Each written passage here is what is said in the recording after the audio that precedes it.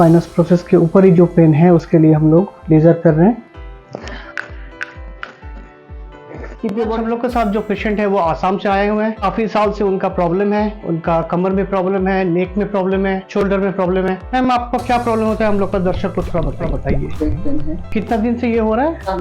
Lumbar में problem है, कमर में L4, L5, L5S1 लेवल में प्रॉब्लम है, के लिए उनका नी में भी थोड़ा पेन होता है। एकदम ढीला रखिए आराम से। कि প্যারাস্পাইনাল মাসলগুলো আছে খুবই সিভিয়ারলি টাইট হয়ে আছে, সেগুলো আমরা রিলিজ করব। Good, done, perfectly perfect. छोड़ दी, नाक से लीजिए, मुंह से छोड़िए। हम लोग कोड लेजर के साथ साथ माइक्रो करंट इस्तेमाल करके उनका। अभी आपका ट्रीटमेंट होने के बाद अभी कैसा फील हो रहा है? आराम पाइसु।